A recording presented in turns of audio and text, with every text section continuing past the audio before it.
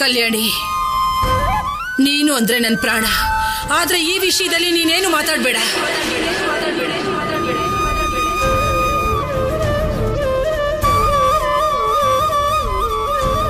ಅಜ್ಜಿ, ಮಾವನ್ನ ಹೀಗ್ ಬಾಗ್ಲಲ್ಲೇ ನಿಲ್ಸಿ ಮಾತಾಡೋದು ಯಾಕೆ? ಕರೀದೆ ಅವರು ಬಂದಿರುವಾಗ ಹೊರಗಡೆನೆ ನಿಲ್ಸಿ ಮಾತಾಡ್ಬೇಕು ಶೌರ್ಯ.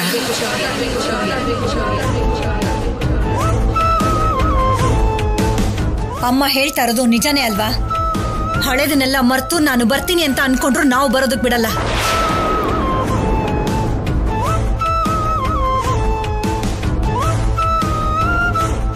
ಅಮ್ಮ, ನಿಮ್ಮ ಅಣ್ಣನ ಬಗ್ಗೆ ಹಾಗ ಮಾತಾಡೋದು? ಯಾರೋ ಅಣ್ಣ?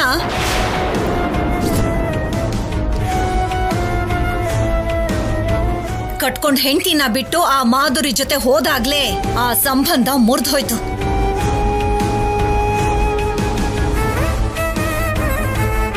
ಆ ಮಾಧುರಿ ರಕ್ತನೇ ಆದ್ರೂ ಅಮ್ಮನ ಮಾತಿಗೆ ಆಗಲ್ಲ ಅನ್ನೋಕಾಗ್ದೆ ಕಲ್ಯಾಣಿಗೆ ಈ ಮನೇಲಿ ಜಾಗ ಕೊಟ್ಟಿದೀವಿ.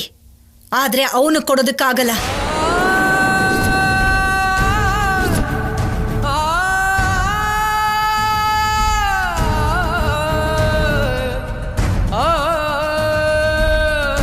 ಅಷ್ಟಕ್ಕೂ ಅಂತ ಮನೆ ಹಾಳು ಕೆಲಸ ಮಾಡ್ದವನ್ನ ಈ ಮನೆ ಒಳಗಡೆ ಹೇಗ್ ಸೇರಿಸ್ತೀವಿ ಅಂತ ಅನ್ಕೊಂಡ್ರಿ? ಈ ವಿಷಯದಲ್ಲಿ ಅಮ್ಮನ ತೀರ್ಮಾನನೇ ನನ್ನ ತೀರ್ಮಾನ. ದಮಯಂತಿ, ನೀನು ಒಡು ಹುಟ್ಟಿದ ಅಣ್ಣನ ಬಗ್ಗೆ ಹೀಗೆ ಮಾತಾಡೋದು? ಜೊತೆಗೆ ಹುಟ್ಟಿದವನು ಅನ್ನೋ ಮಾತನ್ನ ಮರ್ತು ಎಷ್ಟೋ ವರ್ಷಗಳಾಗೋಯ್ತು.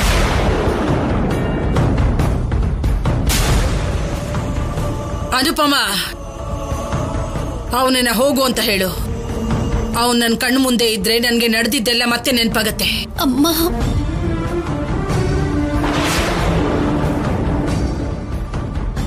ಮರ್ತೋಗಿರೋ ವಿಷಯಗಳನ್ನ ಮತ್ತೆ ಮತ್ತೆ ನೆನಪು ಮಾಡ್ಕೊಳ್ಳೋದು ನನಗೆ ಅವಶ್ಯ ಇಲ್ಲ.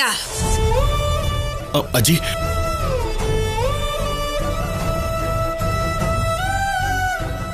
ಹೆತ್ತ ತಾಯಿ, ಒಡ ಹುಟ್ಟಿದ ತಂಗಿ, ನನಗೆ ಈ ಮನೇಲಿ ಜಾಗ ಇಲ್ಲ ಅಂತ ಹೇಳಿದ್ಮೇಲೂ ಕೂಡ ನಾನಿನ್ನೂ ಇಲ್ಲೇ ಇದ್ದು ನಿಮಗ್ ತೊಂದರೆ ಕೊಡಲ್ಲ.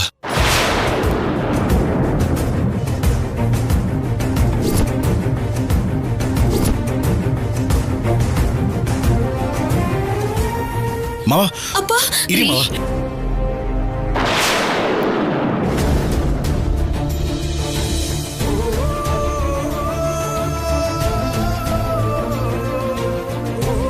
ಏನಜ್ಜಿ ಇದು? ಮಾವ ಮನೆಯಿಂದ ಆಚೆ ಹೋಗ್ಬೇಕಾ? ಯಾಕಜ್ಜಿ?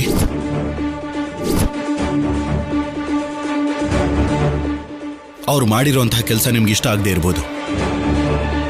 ಅದಕ್ಕೆ ಇಷ್ಟು ವರ್ಷ ಅವ್ರು ಅನುಭವಿಸಿರೋ ಶಿಕ್ಷೆ ಸಾಲ್ದ?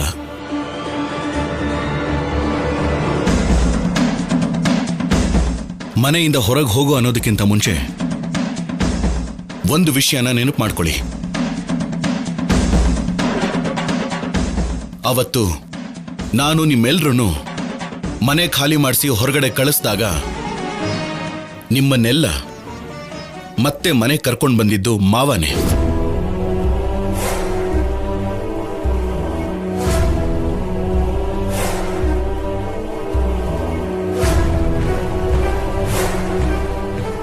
ಅದನ್ನ ಮರ್ತು ಹೋದ್ರ?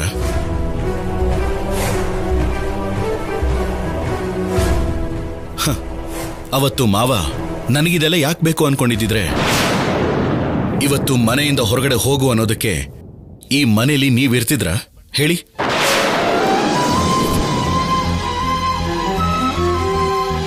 ತಾಯಿಯಿಂದ ದೂರ ಆದಾಗ ಆ ಮಗು ಪರಿಸ್ಥಿತಿ ಹೇಗಿರುತ್ತೆ ಅಂತ ನನಗೆ ಗೊತ್ತು ಅಜ್ಜಿ.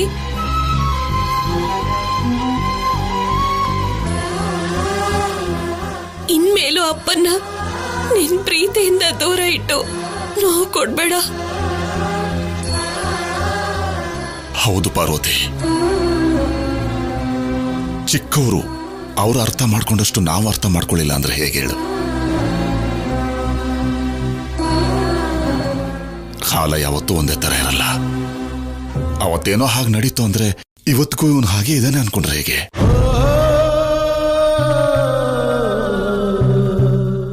ಅಣ್ಣನ್ಗೆ ನಮ್ಮನ್ ಬಿಟ್ರೆ ಬೇರೆ ಯಾರಿದಾರಮ್ಮ? ನಮ್ಮಿಂದ ಅಣ್ಣನ್ನ ದೂರ ಮಾಡಬೇಡಮ್ಮ. ಏನು ಏನು ಅವನನ್ನ ಮತ್ತೆ ಈ ಮನೆಗೆ ಸೇರಿಸ್ಬೇಕು ಅಂತಿದ್ಯಾ? ಈ ಮನೆಗೆ ಕಳಂಕ ತಂದವನು.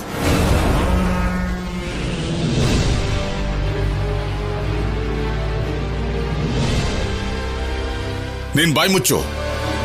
ಮಾತಿಗೆ ಮಿತಿ ಇಲ್ದೆ ಮಾತಾಡ್ಬೇಡ. ಒಡ ಹುಡ್ದವನ್ ಮನೆಗೆ ಬಂದ್ರೆ ಒಳಗಡೆ ಕರ್ಕೊಂಡು ಹೋಗೋದ್ ಬಿಟ್ಟು ಹೊರಗಡೆ ಕಳಿಸ್ಬೇಕು ಅಂತಿದ್ಯಾ?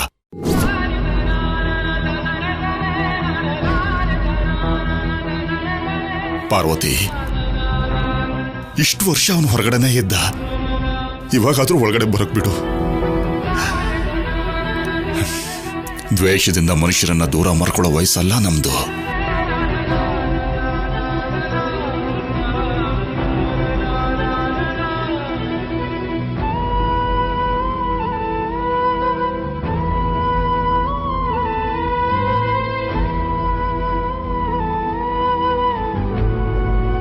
ಅಜ್ಜಿ ಹಾಗೆ ಮಾತಾಡಿದ್ದಕ್ಕೆ ನೀವೇನ್ ಬೇಜಾರಾಗ್ಬೇಡಿ ಅಪ್ಪ. ಅಮ್ಮನ ಕೋಪದ ಬಗ್ಗೆ ನಿಮಗೆ ಗೊತ್ತೇ ಇದೆ ಅಲ್ವಾ? ಮಾವ, ನೀವೇನು ಯೋಚನೆ ಮಾಡಬೇಡಿ. ಒಂದ್ 4 ದಿನ ಹೋದ್ರೆ ಎಲ್ಲ ಸರಿ ಹೋಗುತ್ತೆ. ನೀವು ಬನ್ನಿ. ಒಂದ್ ನಿಮಿಷ ನಿಂತ್ಕೊಳ್ಳಿ.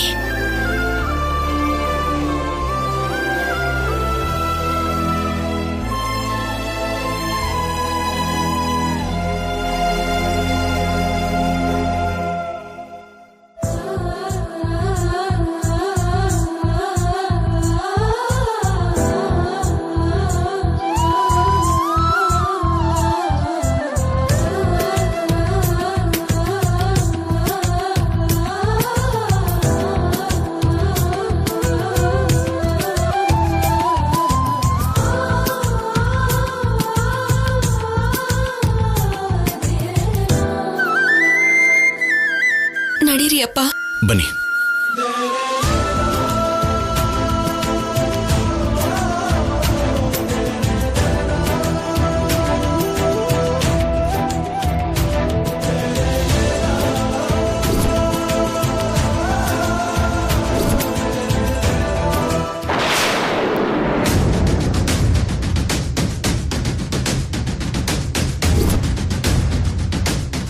ಅವತ್ತಿಗೂ ಇವತ್ತಿಗೂ ಅಕ್ಕ ಏನು ಬದಲಾಗಿಲ್ಲ ಅಣ್ಣ.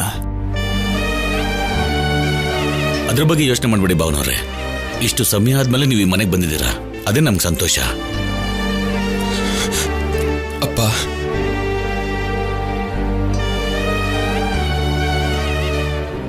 ನಡೀರಿ ಅಪ್ಪ.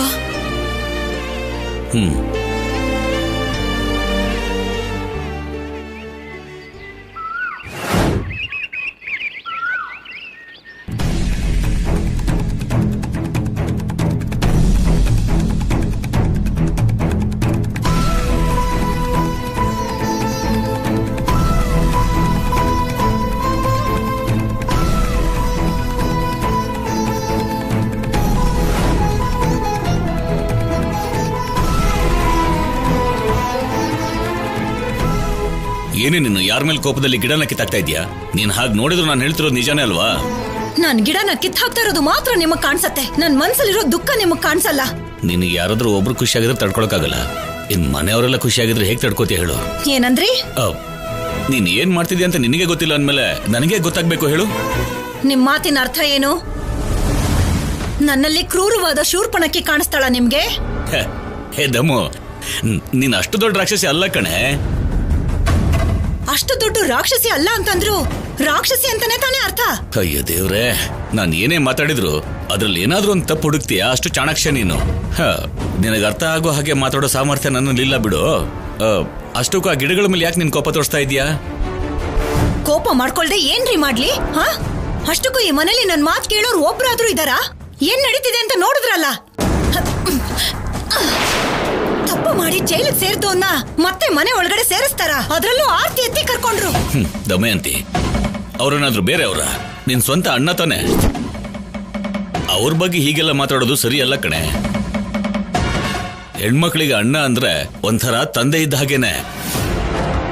ತಂದೆನ ಎಷ್ಟು ಗೌರವಿಸ್ತಾರೋ ಒಡ ಹುಟ್ಟಿದ ಅಣ್ಣನ್ ಕೂಡ ಅಷ್ಟೇ ಗೌರವಿಸ್ತಾರೆ. ಅಂತದ್ರಲ್ಲಿ ನೀನ್ ಭಾವನವ್ರ ಬಗ್ಗೆ ಹಾಗೆ ಮಾತಾಡ್ತಿದ್ರೆ ಅವ್ರು ನಿನ್ನ ಹತ್ರ ಮಾತಾಡಕ್ ಬಂದ್ರೆ ನೀನ್ ಮಾತಾಡದೆ ಇದ್ರೆ ನನಗದು ಕರೆಕ್ಟ್ ಅನ್ಸ್ತಾ ಇಲ್ಲ ದಮ್ಮು.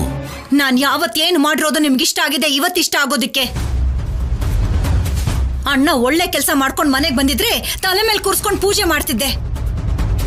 ಕಟ್ಕೊಂಡಿರೋ ಹೆಂಡತಿನ ಬಿಟ್ಟು ಆ ಮಾಧುರಿ ಹಿಂದೆ ಹೊರಟೋದ. ಅವಳು ಪ್ರಾಣ ತೆಗೆದು ಜೈಲಿಗೆ ಸೇರ್ಕೊಂಡ. ಅಂತವನ್ಗೆ ಮರ್ಯಾದೆ ಯಾಕೆ ಕೊಡ್ಬೇಕು, ಮನೆ ಒಳಗಡೆ ಯಾಕೆ ಸೇರಿಸ್ಕೋಬೇಕು? ಅಷ್ಟಕ್ಕೂ ಅಂತವನ್ ಜೊತೆ ಮಾತಾಡೋದಿಕ್ಕೆ ನನ್ಗಿಷ್ಟ ಇಲ್ಲ. ಅವ್ನು ನನ್ ಕಣ್ಣು ಮುಂದೆ ಓಡಾಡ್ತಾ ಇದ್ರೆ ಅದನ್ನ ಸಹಿಸ್ಕೊಳಕ್ ನನ್ ಕೈಲಾಗಲ್ಲ. ಯಾವಾಗಲೂ ನಡೆದಿರೋ ವಿಷಯಕ್ಕೆ ಈಗ ಯಾಕೆ ಕೋಪ ದಮಯಂತಿ? ಇವತ್ತಿರೋದು ನಾಳೆ ಇರೋದಿಲ್ಲ, ನಾಳೆ ಇರೋದು ನಾಡಿದಿರೋದಿಲ್ಲ. ಅಷ್ಟೇ ಯಾಕೆ, ಪ್ರಕೃತಿ ಕೂಡ 3 ತಿಂಗಳಿಗೊಮ್ಮೆ ಚೇಂಜ್ ಆಗ್ತಾನೆ ಇರುತ್ತೆ. ಇನ್ ಮನುಷ್ಯರು ಬದಲಾಗಲ್ವಾ ಹೇಳು? ಹಾ, ಎಷ್ಟೇ ಆದ್ರೂ ಗಂಡ್ಸಲ್ವಾ, ಅದಕ್ಕೆ ಪರ ವಹಿಸ್ಕೋತಾ ಇದ್ದೀರಾ?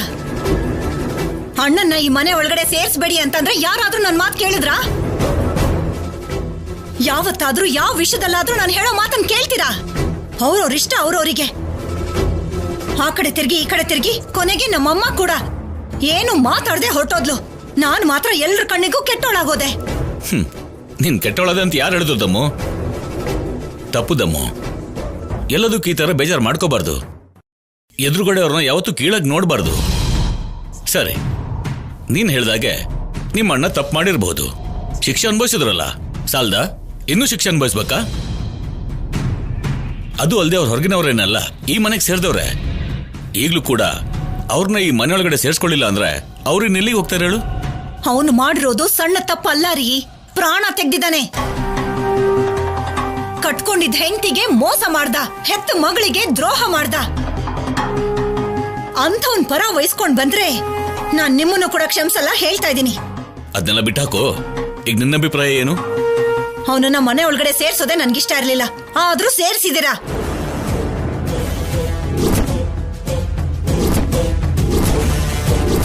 ಅವ್ನ್ ನನ್ ಕಣ್ಮುಂದೆ ಓಡಾಡೋದನ್ನ ಹೇಗ್ ಸಹಿಸ್ಕೊಳ್ಳೋದು ಅನ್ನೋದೇ ಅರ್ಥ ಆಗ್ತಾ ಇಲ್ಲ. ಸರಿ, ನಿನ್ ಸಂಕಟ ನಂಗೆ ಅರ್ಥ ಆಯ್ತು. ಏನಿದು ಹೊಸ್ದಾಗ್ ಮಾತಾಡ್ತಾ ಇದ್ದೀರಾ? ನನ್ ಸಂಕಟ ನಿಮಗ್ ಅರ್ಥ ಆಯ್ತಾ? ಹೌದು ದಮ್ಮು. ನೀನ್ ಹೀಗ್ ಸಂಕಟ ಪಡ್ತಾ ಇದ್ರೆ ನಿನ್ ಗಂಡಾಗಿ ನಿನ್ ಸಂಕಟನ ಅರ್ಥ ಮಾಡ್ಕೊಳ್ತಿದ್ರೆ ಹೇಗೆ ಹೇಳು? ಗಂಡ ಹೆಂಡತಿ ಅಂದ್ರೆ 2 ದೇಹ ಆದ್ರೂ ಪ್ರಾಣ ಒಂದೇನೆ. ಗಂಡನ ಆತ್ಮ ಹೆಂಡತಿ, ಹೆಂಡತಿ ಆತ್ಮ ಗಂಡ ಅಂತ ಹೇಳ್ತಾರೆ.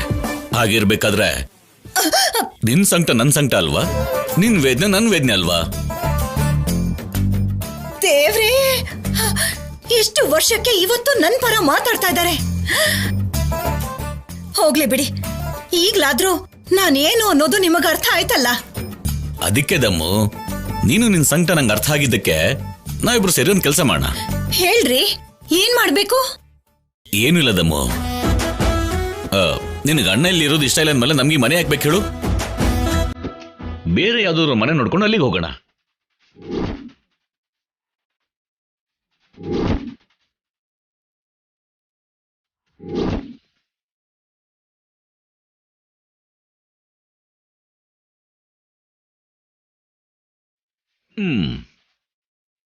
ಆಗ ಅವ್ರು ನಮ್ಮ ಹತ್ರ ಮಾತಾಡ್ಬೇಕಿಲ್ಲ, ನಾವು ಅವ್ರ ಹತ್ರ ಮಾತಾಡ್ಬೇಕಾಗಿಲ್ಲ. ನಮ್ ಬದುಕು ನಮ್ದು, ಅವ್ರ ಬದುಕು ಅವ್ರದ್ದು. ಏನ್ರಿ ಮಾತಾಡ್ತಾ ಇದ್ದೀರಾ ನೀವು? ನನ್ ಮನೆಯಿಂದ ನಾನ್ ಹೋಗುವಂತ ಕರ್ಮ ನನಗೆ ಯಾಕೆ? ಇಷ್ಟ ಇಲ್ಲ ಅಂದ್ಮೇಲೆ ನಿನ್ ಮನೆ ನನ್ ಮನೆ ಅಂತ ಏನ್ ದಮ್ಮು? ನಮ್ಗೆ ಇಷ್ಟ ಇಲ್ದಿದ್ ಮನೇಲಿ ಇರಬಾರ್ದು, ಹೊರಟೋಗೋಣ. ನಮ್ ಪಾಡಿಗೆ ನಾವು ನೆಮ್ಮದಿಯಾಗಿ ಇರೋಣ. ಅವ್ರ ಸಂಕಟನ ಅವ್ರು ನೋಡ್ಕೋತಾರೆ, ಬಿಡು, ಬಾ ಹೋಗೋಣ. ಏನಂದ್ರಿ? ಇಷ್ಟು ಆಸ್ತಿನ ಬಿಟ್ಟು ನಾವು ಬೇರೆ ಹೋಗ್ಬೇಕಾ? ಅಂಥ ಕರ್ಮ ಏನು ಬೇಕಾಗಿಲ್ಲ. ನಾವೆಲ್ಲಿಗೂ ಹೋಗಲ್ಲ, ಇಲ್ಲೇ ಇರ್ತೀವಿ. ಇಲ್ಲೇ ಇರ್ಬೇಕು ಅಂದ್ಮೇಲೆ ಈ ಮಾತುಗಳು ಯಾಕೆ ಹೇಳು? ಈ ಮನೇಲಿ ಅರ್ಧ ಆಸ್ತಿನ ಬಿಟ್ಟು ನಾವು ಬೇರೆ ಹೋಗ್ಬಿಡ್ಬೇಕಾ? ಅಂಥ ಕರ್ಮ ನಮಗ್ಯಾಕೆ? ಮನುಷ್ಯರಿಗಿಂತ ಆಸ್ತಿ ಬೇಕು ನಿಂಗೆ. ಏನ್ ಮಾತು ಅಂತ ಆಡ್ತಿದ್ಯಾ? ದಮ್ಮು, ಒಂದ್ ಮಾತು ನೆನ್ಪಿಟ್ಕೋ. ಆಸ್ತಿಗಿಂತ ಅನುಬಂಧ ದೊಡ್ಡದು, ದುಡ್ಡಿಗಿಂತ ಮನುಷ್ಯರ ನಡುವಿರೋ ಪ್ರೀತಿ ದೊಡ್ಡದು. ನಾನು ಅದನ್ನ ನಂಬ್ತಿರೋದಕ್ಕೆ, ಭಾವನವ್ರು ಈ ಮನೇಲಿ ಇರೋದಕ್ಕೆ ನಾನು ಸಮರ್ಥನೆ ಕೊಡ್ತಾ ಇದ್ದೀನಿ. ಶೌರ್ಯ ಕೂಡ ಈ ಮಾತಿಗೆ ಇಲ್ಲ ಅನ್ನಲ್ಲ. ಚೆನ್ನಾಗಿ ಯೋಚನೆ ಮಾಡಿ ಮನಸ್ಸನ್ನ ಬದಲಾಯಿಸ್ಕೋ. ಅದನ್ನ ಬಿಟ್ಟು ನಿಮ್ಮ ಅಮ್ಮಂಗೆ ನೋವು ಕೊಟ್ಟ ಹಾಗೆ ನಿಮ್ಮ ಅಣ್ಣಂಗೂ ನೋವು ಕೊಡ್ಬೇಡ. ಚಿಚಿ, ಈ ಮನೇಲಿ ನನಗೆ ಮರ್ಯಾದೆನೇ ಇಲ್ಲ. ನಮ್ಮಮ್ಮ ಮೊದ್ಲೇ ನನ್ನ ಮಾತು ಕೇಳಲ್ಲ, ಈಗ ನಮ್ಮಪ್ಪನೂ ಕೇಳಲ್ಲ. ಕೊನೆಗೆ ಕಟ್ಕೊಂಡಿರೋ ಗಂಡ, ನಾನು ಹೆತ್ತು ಮಗ, ಅವರು ಕೂಡ ನನ್ನ ಮಾತು ಕೇಳ್ತಿಲ್ಲ. ಯಾರು ಕೇಳಿದ್ರು ಕೇಳ್ದೆ ಹೋದ್ರು ನಾನು ಹೀಗೆ ದಮಯಂತಿ ಹೀಗೆ ಇರ್ತಾಳೆ. ನನಗಿಷ್ಟ ಆಗದೆ ಇರೋ ಕೆಲಸ ಮಾಡಿದ್ರೆ ಹೆತ್ತ ತಾಯಿ ಆದ್ರೂ ಸರಿ, ಹೊಟ್ಟೆಲ್ ಹುಟ್ಟಿದ ಮಗ ಆದ್ರೂ ಸರಿ, ಕ್ಷಮಿಸೋದಿಲ್ಲ.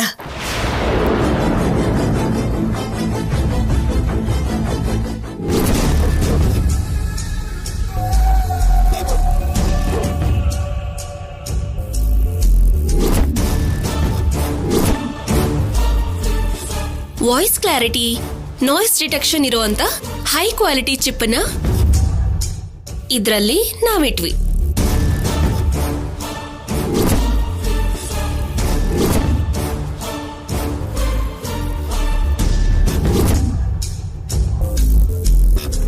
ಬೊಂಬೆ ಪೂಜೆ ಮಾಡುವಾಗ ನೀವು ಏನೇನ್ ಮಾಡಿದ್ರಿ ಅಂತ ಎಲ್ಲ ಗಮನಿಸ್ತಾನೆ ಇದ್ವಿ.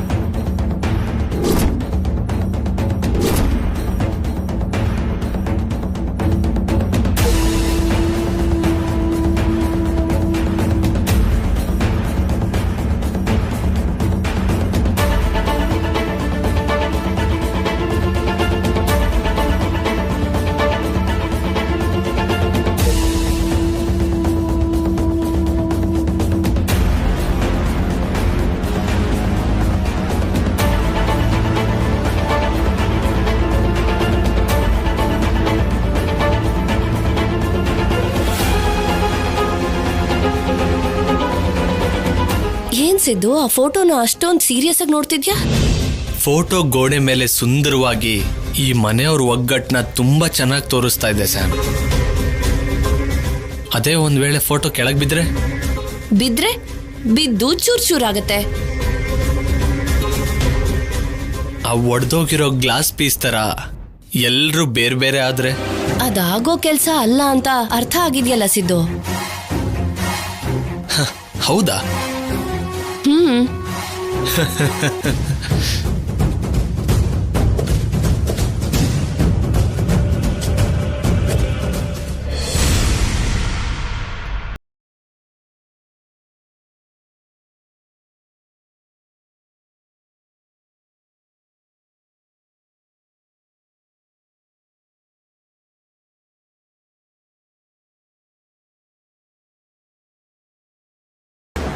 ಏನ್ ಸಿದ್ದು, ನೀನ್ ಏನ್ ಹೇಳ್ತಿದ್ಯಾ ನಂಗೊಂದು ಅರ್ಥ ಆಗ್ತಿಲ್ಲ.